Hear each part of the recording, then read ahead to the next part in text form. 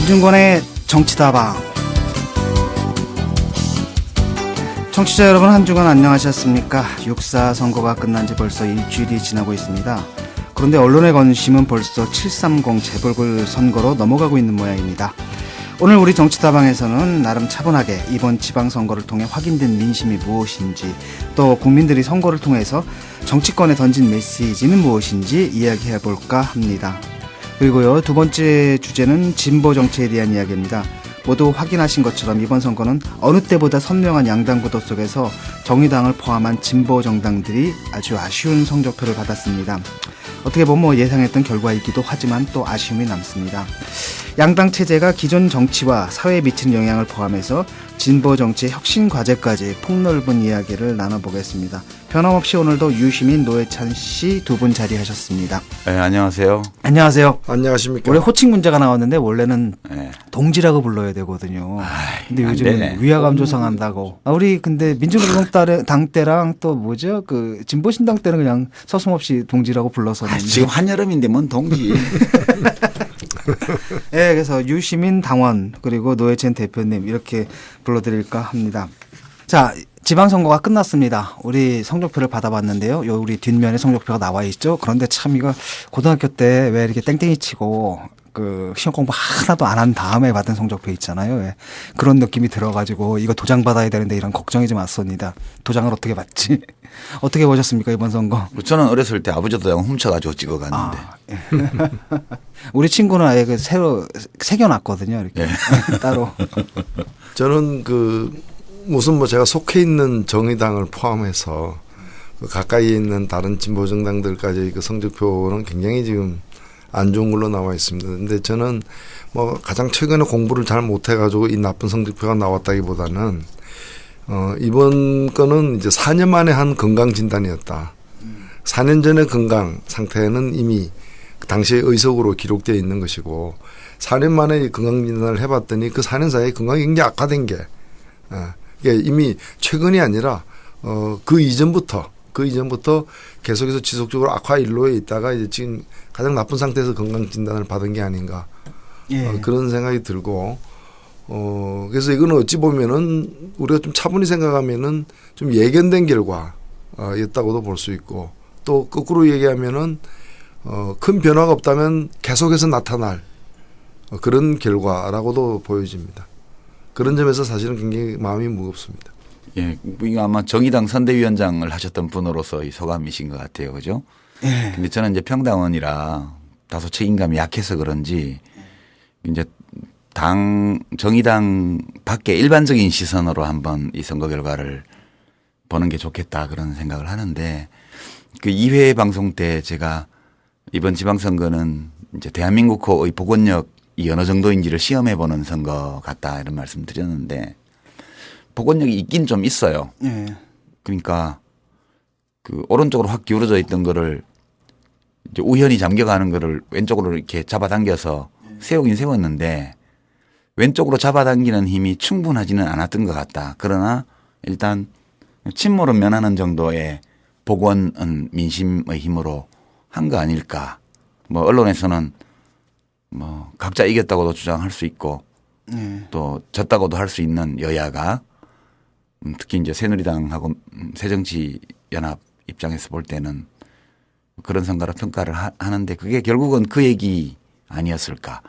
접전 지역이 대부분이었고 승부가 났지만 아주 미세한 표차로 승부가 난 것이 또한 대부분이었고 영원함을 제외하면 그런 점에서 한국 국민들이 우리 사회의 진로를 염두에 두고 판단을 할 때 크게 봐서 두 갈래로 그냥 정리된 거 아니냐 그런 느낌이 저는 좀 듭니다. 네, 어떻게 보면 이제 경기 부산이 상당히 박빙이었습니다. 그래서 그 표차가 사실은 무효표 내 안쪽으로 들어왔지 않습니까? 그러니까 그 무효표만 아니었다고 하더라도 이게 뒤집어질 수도 있었을 그런 거였는데 좀 아쉬움도 좀 많이 남고요. 다른 한편으로는 그런 것 같습니다. 세월호 참사 있었지만 세월호 참사 그 영향이 직접적으로 끼친 곳은 교육감 선거였던 것 같습니다. 그리고 정치권으로 올라오면서부터는 조금씩 그 책임론이라고 할까요? 이런 것들 약간 희석된 형태로 좀 반영이 된 게 아닌가 이런 느낌도 들고요. 제가 볼 때는 뭐 교육감 선거는 뭐 다른 요인까지 이제 반영이 더 되어서 아주 주목할 만한 결과를 낳았다고 보고요. 그 이전에 이제 다른 지방선거, 4대 지방선거 중심으로 놓고 보면은 전반적으로 세월호 사건에 영향을 미쳤던 거죠. 예. 전반적으로. 다만 세월호 사건에도 불구하고 어찌 보면 세월호 사건 때문에 그만큼이라도 쫓아갔던 것이고 또 격차를 좁혔던 것이고 이런 좀 평가도 가능한 것 같아요. 야권 전체를 놓고 보자면은 오히려 세월호 사건 때문에 구사일생한 거 아닌가. 예. 그러니까 이번 선거의 그 결과가 자력으로 얻은 어떤 자기의 노력과 국민에 대한 어떤 그런 신뢰 회복을 통해서 얻은 결과라기보다는 더 성적이 안 좋았을 뻔했는데 세월호 사건 때문에 좀 덕을 본 게 그나마 이 정도 아니겠느냐. 실제로 예를 들면 2월 말 정도로 다시 돌아가 보면요. 세월호 사건이 4월 16일 날 벌어졌으니까 2월 말 정도에는 뭐 수도권도 사실은 야권이 굉장히 위태했죠. 그렇죠. 서울마저도 적극 투표층에서는 뒤지는 걸로 쭉 나왔었고요. 그래서 사실은 그 양 세력의 통합이 이루어졌던 거 아니겠습니까? 새정년하고 민주당과의 통합이 3월 1일 날 이루어진 것도 지방선거 앞두고 위기감에서 이제 그 통합이 이루어진 측면도 있다고 보여지는데 통합을 했음에도 불구하고 뭐 기초무공천 소동이라거나 3월 말까지 보면은 계속해서 밀리는 걸로 나왔었거든요. 예. 근데 이제 세월호 사건 이후에 국민이 크게 변해 가지고 그나마 이 정도로 좀 이렇게 그런 점에서 야권이 좀 구사일생한 자기의 노력으로 여기까지 왔다기보다는 어떤 외적인 어떤 환경의 변화 때문에 여기까지 온 그런 이제 어찌 보면 그 다행스럽다고도 볼 수 있겠습니다만은 그런 점에서 선거 결과가 이렇게 뭐 9대 8 정도로 이렇게 비슷하게 나왔음에도 불구하고 정당 지지율은 여전히 큰 차이를 갖다가 여전히 좁히지 못하고 있는 상황이죠. 근데 너무 저는 이제 지금 노 대표께서 하신 말씀이 일반적인 평가하고 일치하는 거라고 보는데요. 저는 약간 이제 사실 당원 입장을 벗어나서 그냥 글 쓰는 사람 입장에서 이렇게 보면 이런 평가들은 일정 부분 현실을 왜곡하는 면도 있다고 생각을 해요. 원래 민주주의 선거라는 게 유권자들이 지지정당을 옮겨감으로써 권력 교체가 일어나고 뭔가 개선이 이루어지는 거잖아요. 이거를 이제 정치학 이론이나 혹은 이제 정책 결정론에서는 모빌리티, 그러니까 유동성 또는 이동성이라는 개념으로 표현을 하는데요. 이 유권자 이동성이 너무 낮아도 문제, 너무 높아도 문제예요. 너무 낮으면 정당들이 안 변하고요. 이게 너무 높으면 이슈에 따라서 막 정당이 죽고 살고 하기 때문에 이 안정성이 없어져요. 적당한 수준의 이동성, 그게 이제 스윙 보터라고 보통 얘기를 하는데 미국도 그렇죠. 원래 이제 이 선거에서 유권자 이동성의 개념이 뭐냐 하면 집권 세력에 실망해서 야당 지지로 옮아가는 정도. 그거를 이동성이라고 표현을 하는 거예요. 그런 점에서 보면 세월호 사건 이후에 야당 후보들이 그 전에 예측됐던 것보다 선전을 한 것이 그게 무슨 문제가 있는 거냐면 그건 아니라고 봐요. 그러니까 지금 세태가 집권당을 욕하고 제1야당을 비웃는 것이 유행처럼 돼 있는데요. 저는 이게 무슨 한국에만 그런 게 아니고 모든 민주주의 국가에서 다 야당이 살 때는 집권당이 소위 똥볼 차거나 자살골 넣거나 혹은 무능, 부패, 실수 이런 것이 나타났을 때 야당이 이기는 거지. 뭐 집권당이 엄청 잘하고 있는데 야당이 이길 리가 있어요. 그래서 이것은 특별히 야당에 무슨 문제가 있는 것이 아니고 이건 매우 정상적인 거다 저는 그렇게 봐요. 너무 뭐 저도 새정치민주연합 뭐 개인적으로는 제가 속한 당도 아니고 뭐 별로 좋아하지도 않습니다만 너무 지나치게 사람들이 폄훼하는 거 아닌가 그런 생각 좀 들어요. 네. 이제 제가 이제 말씀드리고 싶은 건 이런 거죠. 우리가 그 올림픽의 어떤 성적을 갖다가 이렇게 평가하는 방식이 크게 두 가지가 있는데 우리나라처럼 금메달을 가지고 이제 1위, 3위를 따지는 나라가 있는가 하면 금운동을 합해가지고 총 메달 수로 이렇게 성적을 내는 방식이 있습니다. 근데 이번에 이제 금메달만 놓고 보면은 8대 9예요. 그 관객단체장을 그렇죠. 금메달로 보면 그래서 비슷비슷했다. 그만하면은 뭐 누구 둘 다 졌다고도 볼 수 있지만 둘 다 이겼다고도 볼 수 있다 이래도 되는데 은메달이라고 볼 수 있는 이제 기초단체장을 보게 되면은 226개 중에서 새누리당이 117개 그리고 이 야권이 이제 그 80개 정도예요. 그러니까 여기서 은메달에서 많이 밀린다는 거예요, 사실은. 동메달도 물론 그렇죠. 동메달로 가면 이제 뭐 동메달도 밀리고 그래서 이걸 갖다가 이제 너무 그 광역단체장 선거는 그만큼 상징성이 있고 또 유권자들도 굉장히 정치적인 투표를 한 겁니다. 사실 많은 정보를 가지고 정치 투표를 한 거기 때문에 중시해야 하는 거는 마땅하나 이게 이제 지방선거 성적의 다는 아니다라는 말씀을 드립니다. 예. 그 진짜 새누리당은요 발음을 조심해야 돼요. 새누리당 이러면 이제 그 당을 잘 설명 못해요. 새누리당 진짜 세요.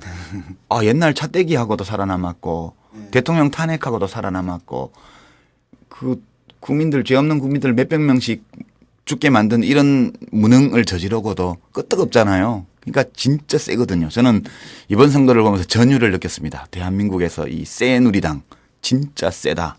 아까 그 모빌리티가 안 되는 달도 차면 기울고 또 열을 붉은 꽃도 없는 겁니다. 그래서 뭐 근데 이 꽃은 365일 붉은 것 같아. 조화라서 그런 거 조화.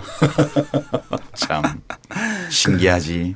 그 안철수 씨 세력하고 합당을 했는데 사실상 근데 그게 이번에 지방선거에서는 오히려 마이너스로 나타난 측면이 있지 않나요?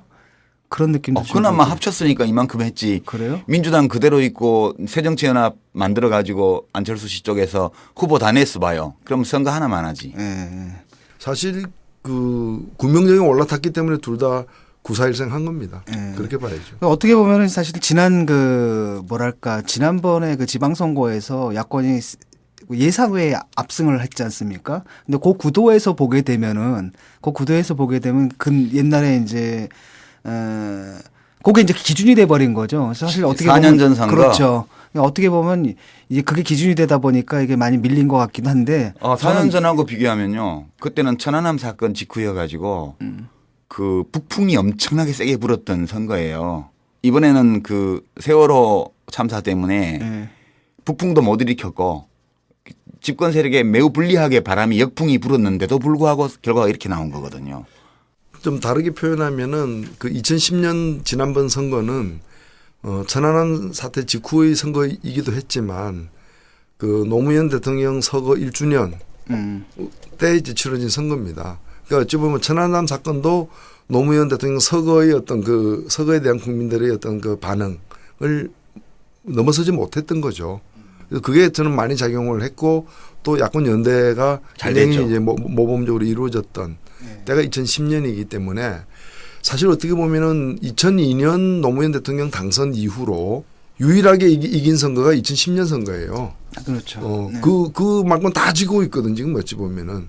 그러니까 2010년 이겼는데도 그 후에 두 번의 총선과 대선, 그러니까 두 차례 이루어진 선거에서 다 졌고 이번 선거에는 세월호 때문에 뭐 세월호만은 전 아니라고 봅니다만은 하여튼 세월호 덕까지 봐가지고 어느 정도 이렇게 균형을 잡는 선거가 다시 된 거죠. 예. 근데 결론은 새누리당이 세다는 거예요. 진짜 세요. 예. 네. 그 한편으로는 이제 그 광역단체장 선거랑 그 밑에 선거의 그 결과가 상당한 이제 대조를 좀 이루는 부분도 있고 또 하나는 뭐냐면 세대 간 투표. 이 투표율이 너무 차이 나더라고요. 그거는 벌써 오래된 일이죠. 근데 이번에 또 다시 나타났는데 그리고 여촌야도라 그래야 되나요? 그러니까 경기도 지역만 해도 또 도시 지역하고 농촌 지역이 차이라는 게 엄청나게 지금 나타나고 있거든요. 여촌야도는 이제 60년 된 현상이고요. 세대 간 투표율 차이가 나기 시작한 그 지지율 차이가 극단적으로 벌어지기 시작한 건 2002년도부터 본격화된 이제 그것도 한 10여 년 넘은 건데요. 여촌야도는 한 번도 바뀐 적이 없어요. 우리 대한민국 정부 수립 이후 선거를 실시한 이후에 모든 선거에서 이 보수 세력 또는 뭐 반공 수구 세력 이쪽이 항상 이겼어요. 거기는. 이번도 예외가 아니고 다만 이제 도시로 인구 집중이 심화되면서 여촌야도 현상도 더욱 심해져 오고 그게 이제 세대 투표하고 겹치면서 지금 이제 커지는 거죠. 예, 고령화의 영향도 커요. 고령화의 속도가 농촌 지역이 훨씬 더 지금 많이 진전이 됐기 때문에 이 여촌야도라는 전통적 60년 넘은 현상에다가 세대 간 지지율 차이라는 대비라는 이 한 10년, 15년 된 이 세대 간 현상이 겹치면서 극단적으로 이번에 더 나타난 거죠. 다음 선거에 더 심해질 겁니다. 저는 그렇게 봐요. 다른 한편으로 이게 충청남도에서 이제 그런 얘기가 있잖아요. 그 안희정 씨가 이번에 이제 당선이 됐는데 보면 그 할아버지들이 시골 할아버지들이 우리 희정이 이러면서 그러니까 그쪽에서는 오히려 이제 충청도 지역은 그 성향 자체는 그쪽이었는데 지난 대선 선거의 그 결과를 보게 되면은 그렇죠. 여당 기초단체장, 뭐 성향이었는데 비례투표 전부 새누리당이 이겼죠. 그렇죠. 근데 이번에는 좀 달랐단 말이죠. 근데 그런 것들이 하나의 돌파구가 될 수 있을까? 그것도 이제 그 충남 같은 경우에도 이제 도지사 선거만 그런 거죠. 예. 충남 도의회는 40석 중에서 새누리가 30석을 차지했어요. 그래서 이제 그걸 이제 그런 상황인데 그걸 이제 안희정 도지사 후보가 그런 걸 뚫고 광역단체장에서 승리한 이제 의미가 있는 거죠. 예, 그리고 저는 뭐 고령화가 될 이 나이 드신 분일수록 보수화되는 거는 뭐 어찌 보면은 그 굉장히 좀 생리적 현상처럼 그 우리가 이제 뭐 인정을 안 할 수 없는 그런 이제 엄연한 현실이긴 하지만 이 사실을 가지고 나이 들면 다 보수다 이렇게 그게 낙인 찍을 필요는 없고 사실 지역 같은 데서도 보면은 나이를 자신의 사회적 지위에 대한 어떤 인식이 나이를 초월해 버리는 경우. 그럼 내가 서민이니까 나이가 많지만 내가 서민이니까 서민 대변하는 후보 찍겠다 이런 분들도 꽤 계시거든요. 예, 그런 점도 있지만 지금 이거는 이제 개개인이 나이가 들면 보수화되냐 아니냐 문제를 넘어서서 우리 선거가 전통적으로 40대에서 이기면 이겼단 말이에요. 예. 근데 이번 지방선거에서는 40대에서 상당한 표 차이로 이제 야당 후보가 이겼음에도 불구하고 인천, 경기 모두 다 선거를 내준 결과가 됐어요. 이제 두 가지 요인인데 하나는 50세 이상하고 39세 이하하고를 하면 고령층이 더 많아졌어요, 지금. 그 투표율 차이가 또 20, 30대보다는 50대 이상이 훨씬 높단 말이에요.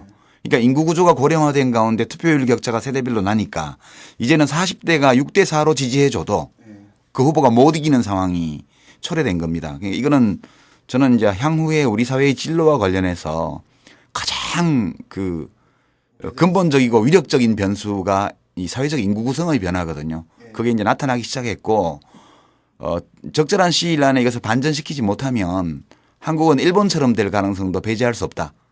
완전히 이제 어떤 개혁도 불가능한 그런 상황으로 가게 될 가능성이 없지 않다고 봐요. 새누리당에서 이거 세다라는 것의 비밀이 바로 이제 여기 그거죠. 있다고 보는데. 핵심이 그거예요. 그거하고 영남, 인구 많은 영남.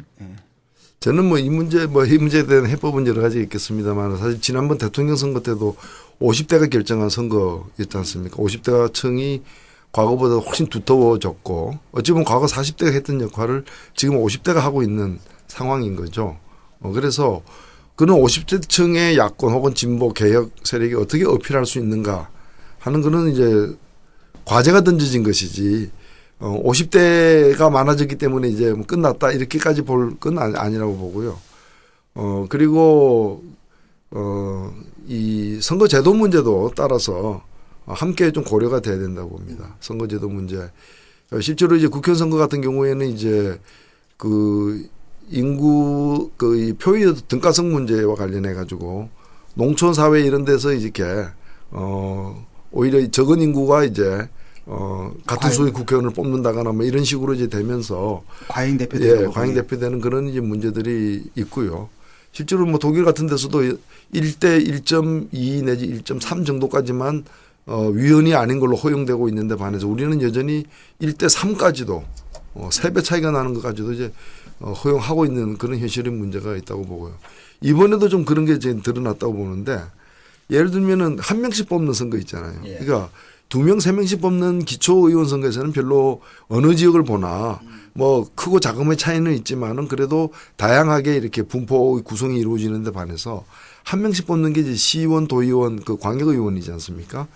어차피 이제 광역단체장이 한 명만 뽑기 때문에 끝나지만 이제 의회를 구성하는 선거와 관련해 가지고 지금 이번 선거 결과 그 주목해야 될 것 중에 하나가 부산시의회. 부산시장은 이제 가까스로 뭐 새누리당이 된 건데 부산시의회는 어떻게 됐느냐. 부산시의회가 42석이에요. 이게 100% 새누리당입니다. 대구시가 27석인데 100% 새누리당이고 울산이 19석인데 이게 다 그 새누리당이에요. 물론 광주도 그래요. 광주도 19석이 다 이제 새정견이거든요.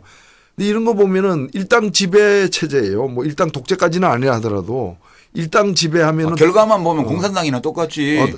예, 거기는 그래도 다른 뭐 조선사회민주당도 있고 형식적으로 위성정당이 좀 있죠. 위성정당 등이 있는데 이거는 2중대, 3중대도 예, 있는데 이거는 이중대도 없는 거야. 그냥 본부중대가 다 본부중대만 먹고 다 하는 거지. 예. 근데 이런 일이 왜 벌어졌냐. 근데 그럼 부산의 기초의회, 구의회들을 다 놓고 보면은 구의회는 새누리당이 50%는 넘지만 다 먹지는 못해요. 근데 기본적으로 2명, 3명을 뽑다 보니까 그러니까 중대선거구 효과 때문에 이제 이런 일이 벌어지는. 그래서 이런 점에서 볼 때 이게 과연 이게 민주주의가 여기서 이루어지겠느냐라는 거죠. 아니 사실은. 서울, 인천, 경기도 결국 두 당이 100% 다 먹은 거 아니에요. 그렇죠. 광역의회를. 예, 광역의회는 그러니까 지금 서울시의회에 두 당 빼고 하나도 없고요. 네. 경기도의회도 지난 4년 전에는 그래도 국민참여당 비례도 들어가고 뭐 야권 연대해서 이제 민주노동당 후보도 저 당선자도 들어오고 했는데 지금은 100% 두 당. 1번, 2번이에요. 예. 그럼 뭐 지금 수도권 광역의회만 보면 대한민국에는 정당이 2개밖에 없고 뭐 영원함으로 가면 1개밖에 없고 한 개씩만 있는 거예요. 예, 그렇게 돼 있는 거죠. 그러니까 이렇게 되면 뭐 물론 그 한 당을 통해서도 다양한 국민들의 요구나 이런 것들이 뭐 수렴될 수도 있겠습니다만 그래도 이렇게 단색으로 돼 있어서는 곤란하겠죠 아무래도. 예. 예. 뭐 선거의 의미가 사실은 누가 하느냐의 문제지 어느 당이냐가 이제 구분이 안 되는 부분이죠. 예, 뭐 이쪽 지역도 그렇고 저쪽 지역도 그렇고 그냥 일당 지배 체제가 이렇게 되면서 사실은 이거 의회가 행정부를 견제를 해야 되는데 요즘부터 한 집안이에요. 다 한 집안이거든요. 예. 그러니까 사실상 아까 좀 전에 말씀하신 것처럼 북한보다도 더 심한 지금 독재 체제가 돼버린 거고. 아, 이제 북한에 조선 노동당 말고도 뭐 최고인민회의에 좀 있죠. 위성 정당들 좀 넣죠. 위성 정당들 예. 이렇게 문의 옛날에 예. 우리도 전두환 대통령이 왜 민한당 만들고 뭐 1중, 2중대, 3중대 만들어서 저 선거인단 선거에 나와서 90% 정도만 소박하게 득표를 했잖아요. 그때 뭐 유치성 씨하고 또 누구하고 둘 출마해 가지고요. 신용이라도 했는데 그때도.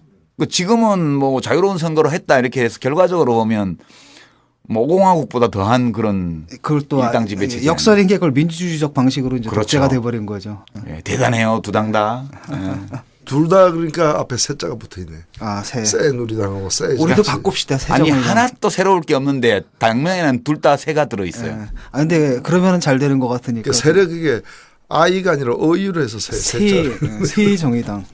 자, 그 또 하나 이제 얘기해야 될 게 그 진보 교육감 문제입니다.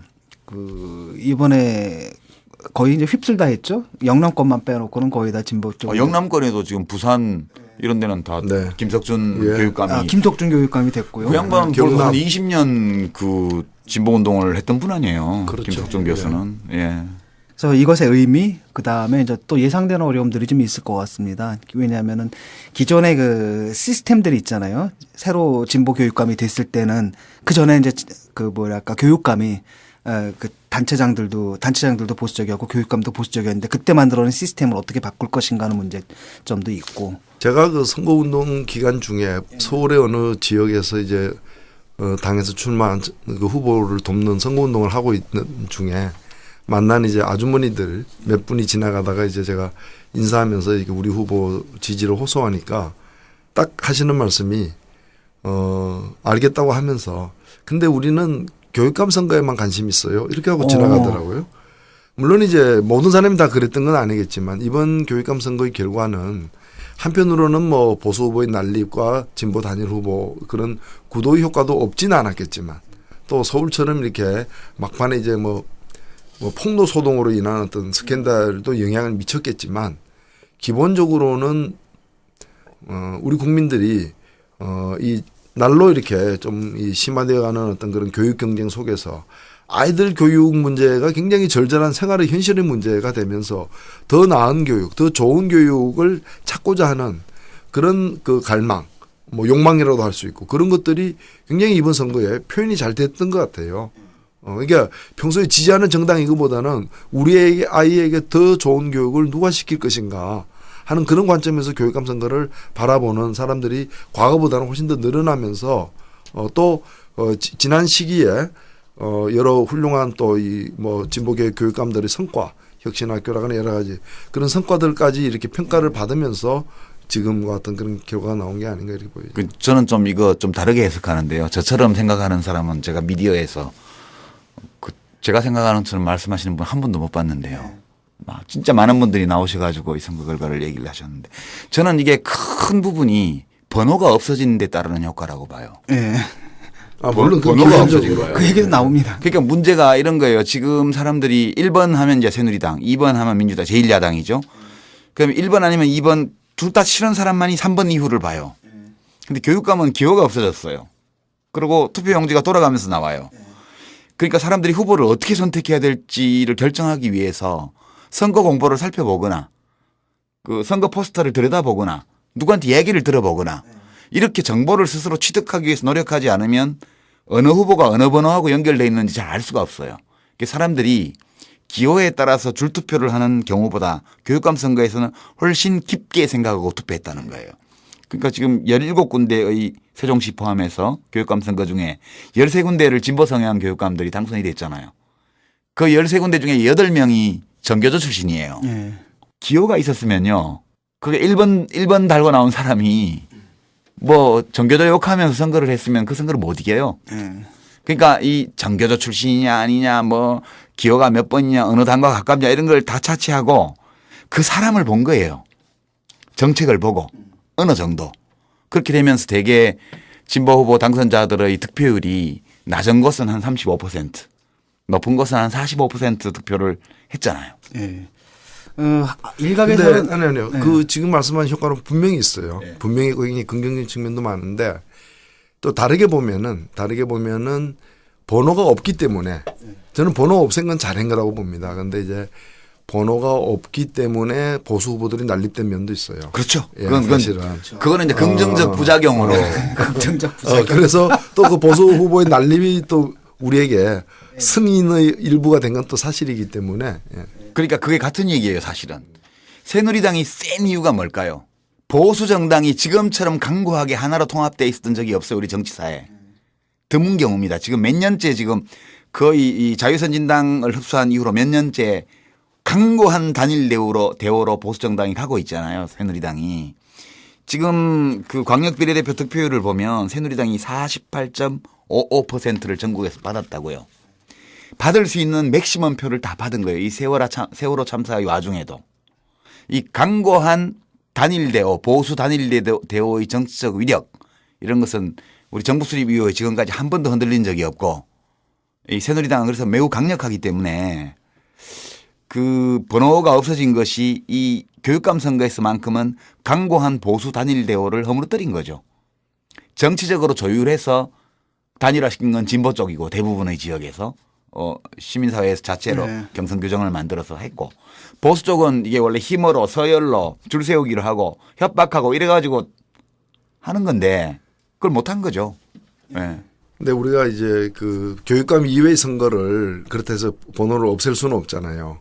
그건 이제 차라리 없앴으면 좋겠어. 아니. 그게 이제 정당 그 무공천하는 거죠. 싹 다 그냥 대통령부터 다 없애버렸으면 좋고. 아니, 오히려 우리가 이런 걸 볼 필요가 있어요. 아니, 여북 답답하면 내가 이러겠어요. 아니, 그러니까. 무정부주의로 예, 나가는. 좀 이성을 회복하면서.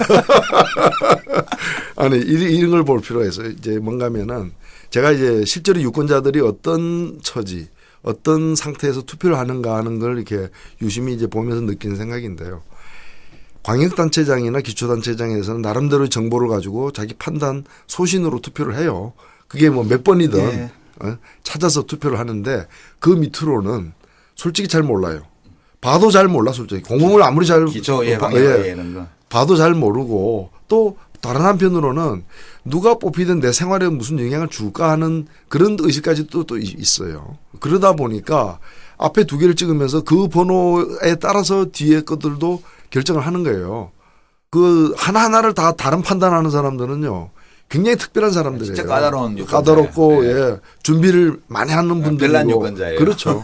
일반적인 사람은 앞에 두 개 찍으면 그 따라서 그냥 뒤에는 11 찍거나 22 찍는 그 결과가 사실은 이 다양한 어떤 그 후보들에게 선택권을 결과적으로 이제 박탈하는 그런 이제 결과도 났는데 이제 그런 점에서 보면은 이 번호를 갖다가 이제 연속적으로 해야 되느냐, 누구를 위한 그 같은 기호를 주는 게 같은 기호를 준 거는 유권자 편의의 측면도 있지만 유권자의 선택을 갖다가 단일화시키는 어떤 다양한 걸 그대로 드러내지 못하게 하는 측면까지 있기 때문에 이 번호를 갖다가 다 추첨해 가지고 그러니까 번호는 이때 새누리당이 모든 선거에서 1번이 안 되도록 또 2번이 안 되도록 할 수는 있는 근데 거죠. 번호도 없고 당명도 없는 교육감 투표도 잘만 찍는데 정당 후보들한테도 왜 기호가 필요해요? 저는 예컨대 당명하고 이름만 적고 그리고 교육감 투표용지처럼 지역마다 같은 비율로 그 순서를 돌아가면서 투표용지를 인쇄하는 거예요. 아, 그러니까 네. 번호를 다르게 하면은 번호 없는 거하고 똑같아진다는 얘기입니다. 그렇죠. 근데 확실히 근데 요번에 근데 우리가 또 빼놓지 말아야 될 것은 교육감 선거에서 이슈가 없진 않았어요. 또 굉장히 중요한 이슈가 있었는데 그게 바로 뭐냐면 혁신학교 문제하고 그다음에 이제 자율형 사립학교인가 이 문제 이거 어떻게 할 것인가라는 중요한 문제가 있었고 이게 뭐 단지 뭐랄까 투표용지 이런 부분 아니라 상당수의 또 유권자들이 그 부분을 갖다가 염두에 두고 투표를 한 것 같아요. 예. 그다음에 진보 후보가 하나였고 그다음에 보수 후보가 난립된 거는 그전에 선거에서도 마찬가지였는데 그땐 졌단 말이죠. 그렇죠. 근데 이번엔 다 이겼고 한 지역에 한두 지역이 아니라 사실 전국으로 석권했다라는 것은 분명히 어떤 중요한 그 유권자들의 선택에 또 중요하게 이제 작용했다는 생각도 좀 들고요. 근데 이제 여기까지 좀 얘기를 좀 마치고 다음 얘기를 좀 넘어가죠. 문제는 뭐냐면 이제 앞으로 전국이 어떻게 펼쳐질 것인가에 대해서 어떻습니까? 이건 당장 뭐 벌써 청와대부터 뭐 쇄신한답시고 이정현 씨가 이정현 대변인인가요? 아니, 국가를 개조한다는데 네. 뭐 누가 뭘 어떻게 개조하겠다는 건지 난 모르겠어요. 일단 뭐 청와대부터 뭐 그 진용을 좀 다시 짜려고 하지 않겠습니까? 지금 뭐 새롭게 대변인이 임명이 됐고 아니 보니까 뭐 YTN에 있으면서 정부의 비판적인 보도 못 내보내게 막던 혁혁한 전공이 있는 사람을 청와대 홍보수석으로 발탁했는데 뭘 개조한다는 얘기예요? 권한 유착을 시스템화하는 거죠. 그렇죠. 제도화하는 거지. 네. 그러니까 쉽게 말하면 지금 필요한 개혁이라기보다는 사실 사람만 바꾸는 동일한 내용은 동일한데 일종의 진용만 바꾸는 그런 식으로 아니 가는 인사를 하려면 우리 상식으로는 그래요. 사람을 바꾸려면 어떤 조직의 목표 어떤 사업의 내용이 바뀌었기 때문에 그 바뀐 사업 내용 바뀐 목표를 추구하기 위해서 거기에 맞는 사람을 이 사람을 쓴다 이렇게 하는 게 상식이죠. 예. 근데 지금 국가를 개조한다고 그러면서 이제 뭘 하는데 뭘 어떻게 개조하겠다는 건지가 아예 없어요. 그런 상황에서 인사를 하면 우리가 그 인사를 뭘 기준으로 평가를 하냐는 거예요. 그러니까 뭐 짐이 국가인데 짐은 그대로 있는데 국가를 뭐 개조한다는 게 뭐 옷 갈아입는 것 말고 뭐가 있겠습니까? 의복을 개조한.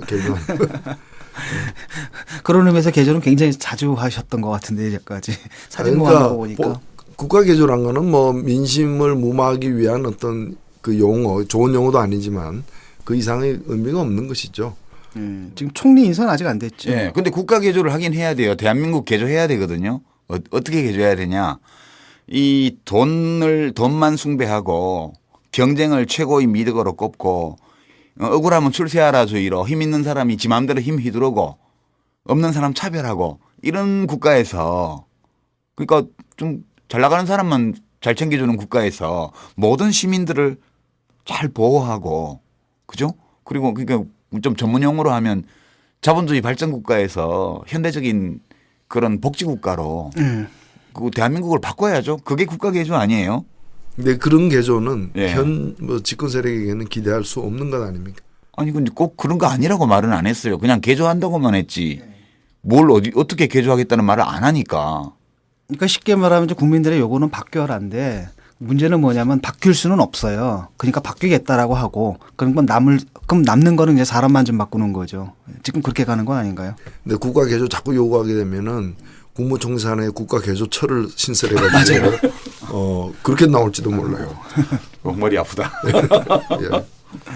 그 지금 총리 인선이 지금 아직 안 됐죠? 뭐 오늘 내일 뭐 한다 그러더니. 예. 근데 뭐 오늘 아침 보도 보니까 뭐 개혁 후보보다 뭐 흠 없는 후보를 찾느라고 시간이 많이 걸린다. 흠 없는 후보 여기 있잖아. 거국 내각 합시다. 흠 없는 사람들 많아요. 자기들 풀 내에서 찾아야 될 거 아니에요, 그러니까. 그런데 이제 자기들 풀 내에서 흠 없는 사람이 지금 없는 거죠. 그러니까 흠이 없는 우리 노회찬 대표께서 이제 지금 얘기가 없는 걸 보면 수첩에 등재가 안 된 건 확실한 것 같아요. 그건 사실일 거예요. 그러니까 후보를 뽑을 때는 그러니까 그 되게 이제 필요 조건이 있고 그다음에 충분 조건이 있어야 될 거 아닙니까? 그러니까 필요 조건이라는 게 흠 없는 후보고 그렇지. 충분 조건이 이제 충분 조건은 허수아비일 것.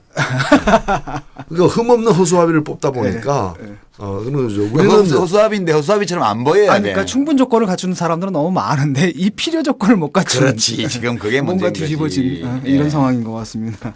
이럴 바에는 사실은 그 뭐 저는 총리를 꼭 그 뭐 우리나라 사람으로 해야 될 이유가 있어요. 어차피 허수아비라면은 네. 좀 이렇게 허수아비도 신토부리가 낫지. 신토불이 아니 그 뭐 외국인들 중에 깨끗한 사람들도 꽤 있을 텐데 흠 없는 허수아비 역할을 할 사람들. 신토불이 우리 땅에서 난된 지프로 만들었습니다. 예, 우리 집으로 만들었습니다. 우리 지프로 만들었습니다.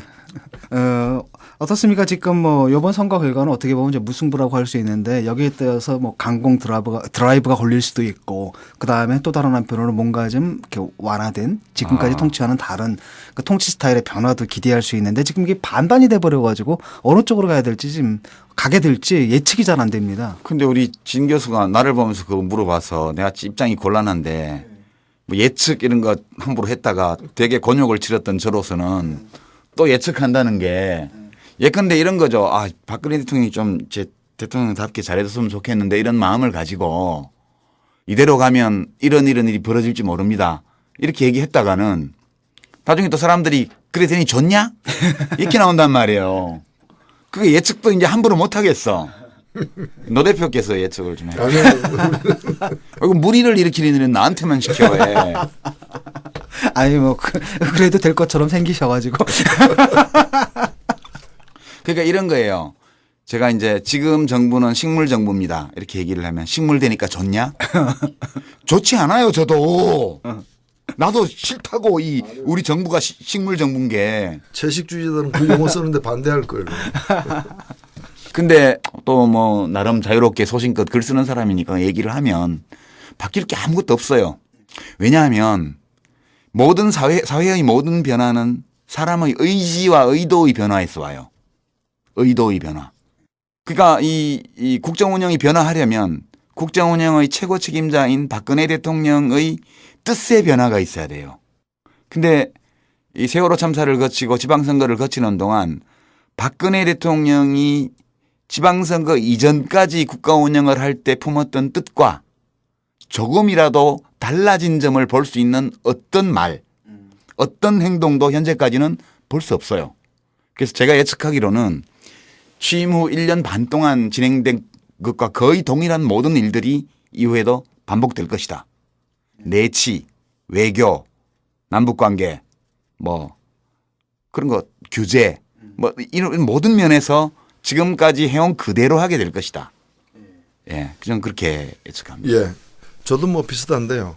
제가 그 평양에 과거에 몇 번 가가지고 그 참 좋은 시절이었어. 예, 막 가고 그런 교류가 있었던 시절에 평양에 가서 아리랑이라는 그 공연. 예, 세계에서 유일한 그런 대규모 공연이죠. 그 공연을 뭐 두 번인가 본 적이 있는데 그때 그 유명한 그 10만 명이 동시에 그 연출하는 카드 섹션에 보면 나에게서 그 어떤 변화를 요구하지 말라. 예. 이게 이제 아주 선동적인 이제 그 글씨로 이렇게. 예. 그러니까 북한에 대해다가 북한에 무슨 요구 좀 하지 마라 변화를. 근데 저는 그것이 우리 청와대에서 하는 카드 섹션도 똑같다는 거죠. 나에게서 그 어떤 변화를 요구하지 말라. 그래서 사실은 우리도 요구 안 해야 될 것 같아요. 그렇지. 그러니까 이제 가능한 변화는 정부나 대통령이 하는 게 아니고 거기서 변화가 없으니까 시민들 스스로. 오히려 시민들이 압박을 통해 가지고 혹은 우리가 변화를 만들어 가면서 변화도 이루어질 수 있다고 보는 건데 그러려면 정치의 역할도 다는 아니지만 굉장히 중요하다고 보는데 제1야당과 진보 정당 이렇게 나눠서 보자면 사실은 지금처럼 제1야당이 이번 선거에도 그렇지만은 뭐 세월호 반사이익 말고 스스로 뭔가 비전을 보여주고 새로운 희망을 갖다가 보여주고 신뢰를 얻는 걸 못하고 있지 않습니까? 잘했잖아요. 했으니까 결과가 이만큼 나왔지. 덕담하자고요, 우리. 그런 걸 떡담이라 그럽니다. 그건 덕담이 아니고 미운 자식 떡 하나 더 주는 떡담입니다. 그리고 뭐 부끄럽게도 진보정당도 미약하지만 제 역할을 또 못해가지고. 진보정당도 뭐 변화를 요구하는데 변화 잘 안 하잖아요. 솔직히. 우리에게 변화를 아, 요구하지 말라. 우리에게 변화를 어떤 변화도 요구하지 말라. 이게 어디 새누리당만 박근혜 대통령만 있나. 제가 볼 때는 한국의 모든 정치 세력들에게 공통적으로 그런 비판을 가할 수 있지 않아요? 아, 그건 뭐 인정합니다. 인정하는데. 우리는 그걸 인정하는 차이가 있지. 예. 아니면 뭐 진보정당이 따로 이제 할 기회가 있겠습니다만은 저는 이제 결국에 박근혜 정부는 안 변할 것이고 그다음에 변화를 강제할 어떤 위치에 있는 야당과 진보정당이 이제까지와 같은 그런 무기력하거나 무력한 모습을 계속 보인다면은 결과적으로는 어떤 변화도 안 생긴다는 거죠. 안 생기고 이번 선거 결과 내지 선거 결과 직후의 어떤 상황이 앞으로도 2016년, 17년에도 반복될 수밖에 없지 않느냐 이런 생각이 듭니다. 예. 뭐 정당 득표 결과를 보게 되면 전국 기준으로 새누리당이 48.55%거든요. 예, 받을 거 다 받았어요. 48.5%. 사실은 근데 민주당이 41%, 그다음에 나머지 걸 합하게 되면 사실은 51%고 어떻게 보면 이제 뭐랄까 뭐 민주 또는 개혁 진보 세력이 사실은 50%보다 조금 더 받은 그런 결과인 것 같습니다. 참고로 보면 새정치연합이 41.3%, 통합진보당이 4.27%, 이게 제3당이에요. 정의당이 3.61%. 제4당이고. 제4당이고요. 노동당이 1.17. 노동당은 경남에서 도비례 한석 했죠. 그죠? 예.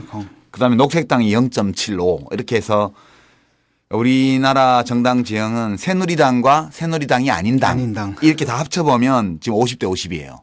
그렇죠. 예. 거의 50대 50이고 이쪽은 좀 예. 분화가 되어 있는 상태고. 진짜 세다니까 새누리당. 예. 어떻게 할까요? 마지막으로 좀 또 하나 청취자들이 좀 궁금해할 부분들이 있어요. 예. 뭐냐면 이번 선거를 통해 가지고 드러난 대선 주자들, 잠룡들에 대한 얘기. 그거 여론조사 벌써 나오던데. 그래요? 못 보셨어요? 못 봤는데. 오늘 건 봤어요. 여야 종합 1등이 박원순, 예. 박원순. 2등이 문재인, 3등이 안철수, 예.